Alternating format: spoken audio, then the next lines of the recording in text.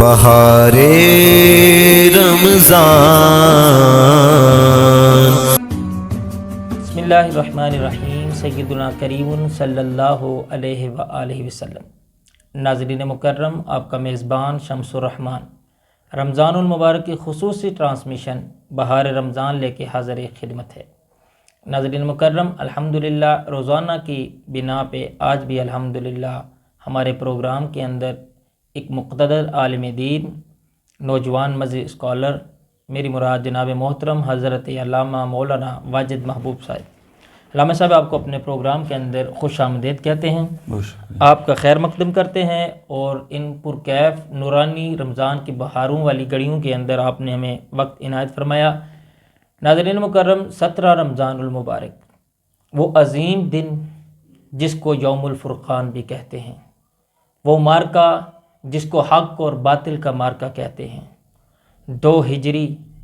اور 17 رمضان المبارک، حضور علیہ الصلاۃ والسلام اور آپ کے ساتھ 313 صحابہ کرام، جب آپ سب مسلمان کلمہ گو حضور علیہ الصلاۃ والسلام کے عشاق لا الہ الا اللہ محمد الرسول اللہ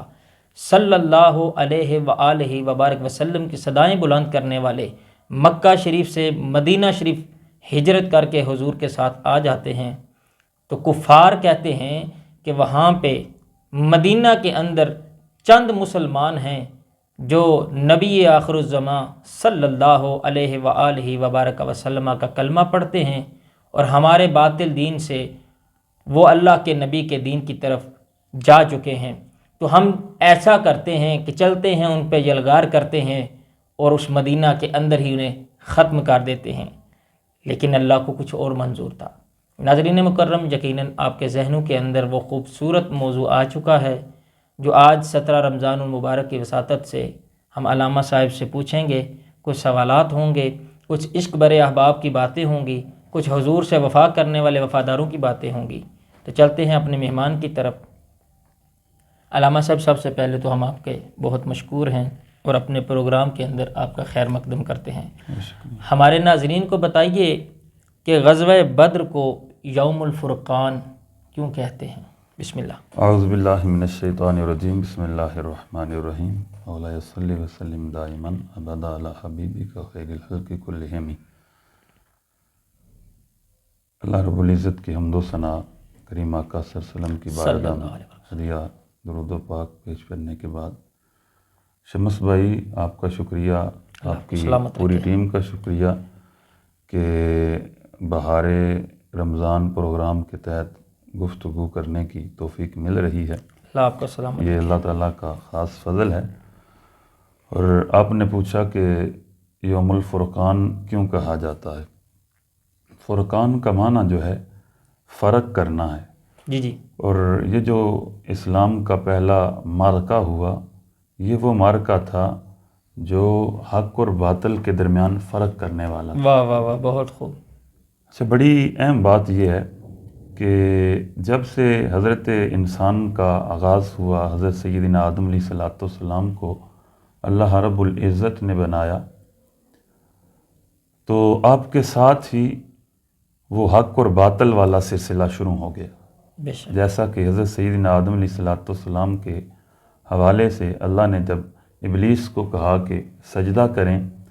تو ابلیس نے سجدہ کرنے سے انکار کیا، اور اس نے کہا کہ آدم علیہ السلام تو مٹی سے بنائے گئے ہیں اور میں آگ سے بنایا گیا ہوں۔ تو یہ جو باطل اور حق ہے، یہ وہاں سے آغاز ہوا، اور جس جگہ کے اوپر حق ہوتا ہے اس کے ساتھ باطل بھی ہوتا ہے، اور یہ بڑی بات اہم ہے کہ دونوں ایک جگہ کے اوپر اکٹھے نہیں ہو سکتے۔ بے شک۔ حضرت سیدنا موسیٰ علیہ السلام، آپ کے دور کے اندر بھی آپ تاریخ دیکھیں تو آپ کے مقابلے کے اوپر بھی جو ہے وہ فرعون تھا، اور اسی طرح حضرت سیدنا ابراہیم علیہ السلام کے مقابلے کے اوپر نمرود تھا۔ تو ہر دور کے اندر باطل آتا رہا ہے اور حق جو ہے وہ اس کا مقابلہ کرتا رہا ہے، اور میرے آقا صلی اللہ علیہ وسلم کو جب طرح طرح کی اذیتیں دی گئیں، تکلیفیں دی گئیں،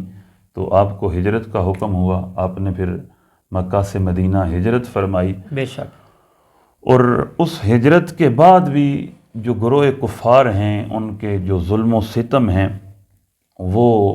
نہ ختم ہوئے، بے شک، تو یہ مارکہ بپا ہوا، یہ حق و باطل کا مارکہ تھا، بے شک، اور اللہ رب العزت نے اس مارکے کے اندر حق کو فتح عطا فرمائی۔ یہ اسلام کی پہلی جنگ تھی، اور اس جنگ کے اندر اللہ رب العزت نے بہت بڑی ہمیں جو ہے وہ کامیابی عطا فرمائی۔ بے شک، اور یاد رکھیے گا وہ مٹھی بھر مسلمان 313 مسلمان تھے،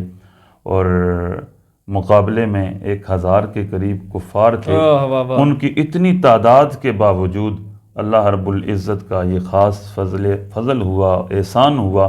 حق کے اوپر ہونے کی وجہ سے، ان کے جذبوں کو، ان کے ایمانی تقاضے کی وجہ سے اللہ رب العزت نے اہل اسلام کو اور حضور علیہ الصلوۃ والسلام کی دعا کی برکت سے جو ہے وہ فتح عطا فرمائی، اور یہی وہ اسلام کا پہلا مارکہ تھا جو حق اور باطل کے درمیان فرق کرنے والا تھا۔ واہ واہ، سبحان اللہ۔ ناظرین، یقیناً یوم الفرقان یعنی فرق کرنے والا دن، حق اور باطل کے دن۔ ناظرین مکرم، اگر اس کو مزید بات کو بڑھایا جائے تو یقیناً میں علامہ صاحب کی طرف بڑھوں گا اور ان سے یہی بات مزید آگے بڑھاتے ہیں کہ یہ مارکہ بدر پیش کیوں آیا، کیا اس کی محرکات تھی؟ اچھا جی، مارکہ بدر اس وجہ سے پیش آیا کہ کریم آقا صلی اللہ علیہ وسلم نے ظاہری 40 سال کی عمر میں آپ نے اعلان نبوت فرمایا ہے، اور آقا صلی اللہ علیہ وسلم نے جب اعلان نبوت کیا، ان میں بڑے بڑے سرداران مکہ، بڑے بڑے کافر تھے،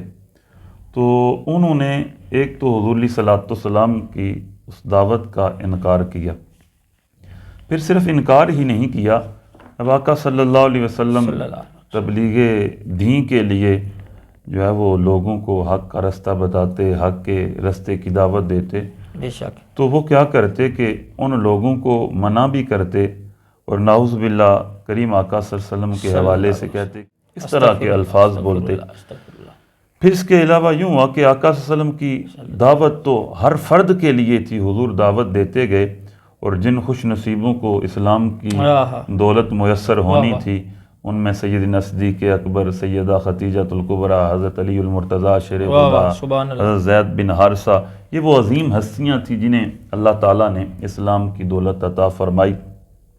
لوگ اسلام میں آتے چلے گئے، جیسے جیسے کریم آقا صلی اللہ علیہ وسلم کے صحابہ کی کثرت ہوئی، اور گروہ کفار جو ہیں انہوں نے اپنے ظلم و ستم اور طرح طرح کی تکلیفیں، اذیتیں وہ بڑھانا شروع کر دی، بے شک، اور اس طرح کی تکلیفیں اور مصائب کی وجہ سے بعض صحابہ نے تو پہلے ہجرت کی، اور پھر اللہ رب العزت نے میرے اور آپ کے کریم آقا صلی اللہ علیہ وسلم کو ہجرت کا حکم دیا، حضور مدینہ چلے گئے، اور مدینہ شریف کے اندر بھی ان کی جو اذیتیں تھیں، تکلیفیں تھیں، وہ وہاں تک بھی پہنچی، بلکہ یوں سمجھ لیں کہ کچھ لوگ ایسے بھی تھے جو ہجرت کر نہ پائے، تو ان لوگوں کو بھی مکہ شریف کے اندر تکلیفیں دی جانے لگیں۔ اگر رستے کے اندر کوئی بندہ جو ہے پکڑا جاتا، کوئی صحابی رسول پکڑا جاتا، تو انہیں اذیت دی جاتی، تکلیف دی جاتی۔ پھر اس کے بعد یوں ہوا کہ شعبان کا مہینہ تھا، اور گروہ کفار جو ہیں ان کی تجارت کی غرض سے یہ ملک شام کی طرف جایا کرتے تھے، پھر ملک شام سے ساز و سامان خریدتے وہ لے کے مکہ المکرمہ کے اندر آتے۔ بے شک، تو ہوا یوں کہ مکہ المکرمہ سے ان کا قافلہ تجارت کی غرض سے ملک شام گیا، جو سامان تھا وہاں فروخت کیا، وہاں سے سامان خریدا، اور خرید کے وہ سامان وہی قافلہ ابو سفیان کی قیادت میں مکہ کی طرف آ رہا تھا، اور اس کے پاس جو سامان تھا وہ تقریباً 50,000 ٹن سے بھی زیادہ سامان تھا، اتنا بڑا سامان۔ تو ابو سفیان نے کیا کیا کہ اس نے جو ہے وہ ایک فرد کی ڈیوٹی لگائی کہ وہ جلدی سے جائے مکہ المکرمہ، اور وہاں جا کے لوگوں کو بتائے مدینہ نے لوٹ لیا ہے، حضرت محمد صلی اللہ علیہ وسلم نے لوٹ لیا ہے، ان کے صحابہ نے لوٹ لیا ہے۔ اور ایک وجہ یہ بھی تھی کہ وہ جو قافلے کے نگہبان تھے، اس کے ساتھ آنے والے تھے، ان کی تعداد بھی کم تھی، بالکل کثرت نہیں تھی۔ تو وہ فرد جو مکہ کے اندر اطلاع لے کے آیا، اس نے اپنی سواری کے کان کاٹ دیے، ناک کاٹ دیا، پھر لوگوں کو کہا کہ آپ کا جتنا ساز و سامان ہے وہ تو اہل مدینہ نے لوٹ لیا ہے، آپ میں کوئی ایسا بھی نہیں ہے جو اس قافلے کو چھڑا سکے۔ تو پھر ابو جہل نے قیادت کی اور اس لوگوں کو تیش دینا شروع کر دیا۔ تو پھر ہوا یوں کہ بڑے بڑے کفار جمع ہونے شروع ہو گئے، اور پھر یہ مکہ سے نکلے، میدان بدر تک پہنچے۔ جب میرے حضور کو اس بات کی اطلاع ہوئی تو آقا صلی اللہ علیہ وسلم نے اپنے صحابہ سے مشورہ کیا، مشاورت کے بعد حضور علیہ الصلوۃ والسلام نے بھی جو ہے وہ بدر کی طرف آقا صلی اللہ علیہ وسلم بھی تشریف لائے۔ اور یہاں پہ میں بتاتا چلوں کہ بدر جو ہے یہ مدینہ سے تقریباً 20 میل کے فاصلے کے اوپر ہے، تو اس جگہ کے اوپر جو ہے وہ یہ پہلا مارکہ جو ہے وہ ہوا، اور اللہ نے کامیابی عطا فرمائی۔ ناظرین مکرم، یقیناً آپ نے بڑے تیقن کے ساتھ اور بڑے غور کے ساتھ سنا کہ علامہ صاحب کیا فرما رہے تھے کہ اصحابہ کرام کی تعداد، حضور علیہ الصلوۃ والسلام تک پیغام جناب ابو سفیان، چونکہ اس وقت مسلمان نہیں ہوئے تھے تو ابو سفیان ہی کہا جاتا ہے، ابو سفیان کا قافلہ جب آئے اس کو پتہ لگا، یہ سارا ایسا ماجرا ہوا، اس وقت مارکہ بدر پیش آیا۔ تو ناظرین مکرم، ہم اگلے سوال کی طرف پڑھتے ہیں، کیونکہ مختصر ترین وقت کے اندر ہم نے اپنے اس پروگرام کو سمیٹنا ہے اور آپ تک آج کے دن کی وساطت سے اپنی حاضری پیش کرنی ہے۔ تو ناظرین کو بتائیے کہ فتح مبین کیسے حاصل ہوئی اور دعائے مصطفیٰ کیا تھی؟ اچھا جی، فتح مبین، اس کے حوالے سے سب سے بڑی اور سب سے اہم بات وہ یہ ہے کہ جب کریم آقا صلی اللہ علیہ وسلم اور آپ کے صحابہ بدر کے میدان کے اندر آ گئے، اس رات اللہ نے حضور کے صحابہ کے اوپر جو انعام کیا وہ تو یہ تھا کہ اللہ رب العزت نے انہیں سکون کی نیند عطا فرمائی، یہ بہت بڑی نعمت تھی۔ اور دوسرا انعام بھی میں یہاں بتاتا چلوں کہ اللہ تعالیٰ نے دوسرا انعام یہ کیا تھا کہ حضور جس جگہ کے اوپر تشریف فرما تھے وہ جگہ ریتلی تھی، ریت والا علاقہ تھا، اور کافر جس جگہ کے اوپر تھے وہ چکنی مٹی تھی اور سخت زمین تھی، تو اللہ رب العزت نے بارش بھی نازل فرمائی۔ بارش کی وجہ سے وہ جتنی ریت تھی وہ بیٹھ گئی، اور میرے آقا صلی اللہ علیہ وسلم کے صحابہ کرام کے لیے آسانی ہو گئی۔ سبحان اللہ۔ اور جو کافر تھے وہ جس جگہ کے اوپر تھے وہ سخت تھی، بارش کی وجہ سے کیچڑ ہو گیا۔ یہ تو دو انعام تھے کہ ایک جو ہے وہ صحابہ کرام کو اس رات نیند ملی اللہ کی طرف سے انعام، اور دوسرا وہ جو زمین ملی وہ بیٹھ گئی، اور یہ دوسرا انعام تھا۔ اس رات صحابہ تو سو گئے، لیکن کریم آقا صلی اللہ علیہ وسلم پوری رات جو ہے وہ آپ بیدار رہے اور اپنے مالک کی بارگاہ میں یہ دعا کی۔ کیا دعا کی؟ یا اللہ، یہ مٹھی بھر مسلمان اگر آج تو نے ان کی مدد نہ کی تو پھر دنیا کے اوپر تیرا نام لینے والا کوئی نہیں۔ یہ حضور دعا فرما رہے ہیں۔ اب ان گروہ کفار کو دیکھیں، حضور کے صحابہ کی تعداد کو دیکھیں، تو آقا صلی اللہ علیہ وسلم کہ ان غلاموں کو دیکھیں، یعنی ایک طرف 1000 کافر اور ایک طرف 313 مسلمان، اور ان کے پاس جو ہے وہ جنگ کے لیے وہ سامان نہیں ہے، وہ اسباب نہیں ہے، اور اتنی بڑی فتح انہیں میسر آ گئی۔ یہ میں سمجھتا ہوں فقط یہی ہے کہ رسول خدا نے جو اللہ کی بارگاہ میں دعا کی، اللہ نے اس دعا کو قبول فرمایا، اس دعا کی برکت سے اللہ نے فتح عطا فرمائی، اور پھر حضور نے اس دعا کے اندر یہ بھی کہا، میرے مالک تو نے مدد کا وعدہ کیا تھا، وہ مدد ابھی اتارنا، وہ مدد اترے تو یہ جتنے تیرے بندے ہیں، تیرا نام لیوا ہیں مالک، اگر یہ جو ہے وہ آج پس گئے یا کٹ گئے مالک تو پھر تیرا نام لینے والا کوئی نہیں ہوگا۔ تو پھر اللہ رب العزت نے فرشتوں کو اتارا، اور میں لطف و محبت کی یہاں پہ بات کرتا چلوں کہ مجھے جانے کا اتفاق ہوا ہے میدان بدر کے اندر، اور میدان بدر کے گرد و نواح کے اندر جو پہاڑ ہیں دور دراز علاقوں کے اندر بھی جو نظر آتے ہیں، ان کے اوپر پتھر ہیں، یعنی پتھریلے پہاڑ ہیں۔ پھر جو مدد اور نصرت کے وہ فرشتے اللہ کی طرف سے جو ہے وہ نازل ہوئے، وہ جس پہاڑ کے اوپر اترے، ہمیں بتایا گیا کہ اس پہاڑ کے اوپر بھی پتھر تھے۔ جیسے ہی وہ فرشتے اس کے اوپر نازل ہوئے، وہ جتنا پہاڑ ہے وہ سارا ریت کا ہو گیا۔ اب اس پہاڑ کی جو لمبائی ہے وہ تقریباً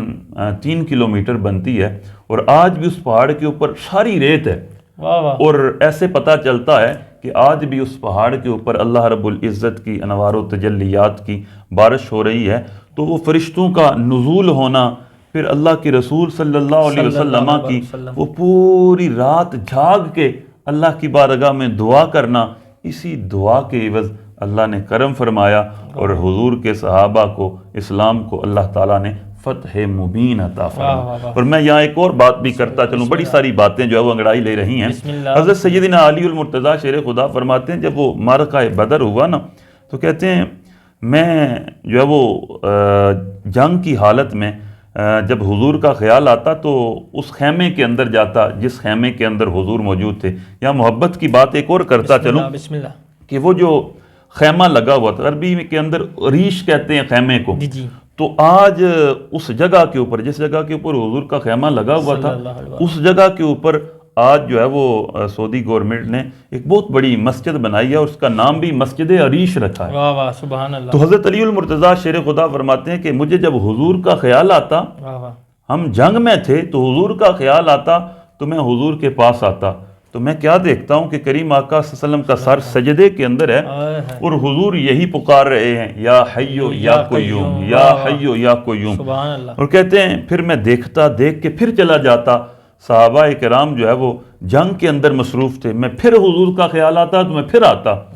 کہتے ہیں جب میں پھر آتا تو پھر بھی حضور کو دیکھتا، حضور سجدے میں ہی ہیں اور یا حیو یا قیوم کی صدائیں لگی۔ کہتے ہیں میں تیسری دفعہ پھر آیا تو پھر یہی جو ہے وہ صدا لگ رہی تھی، حضور کا سر جو ہے وہ سجدے کے اندر تھا،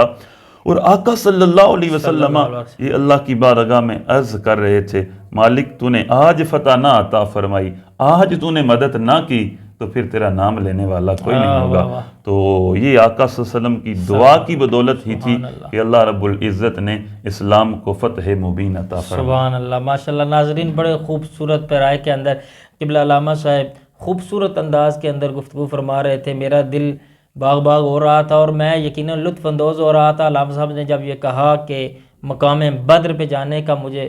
شرف حاصل ہوا ہے تو یقیناً ہو سکتا ہے آپ کا بھی ذہن اور گمان وہاں پہنچ چکا ہوگا۔ ناظرین مکرم، ایک ہی پیغام آپ تک پہنچا کے انشاءاللہ اجازت چاہیں گے کہ اس معرکہ بدر کے مین آف دی میچ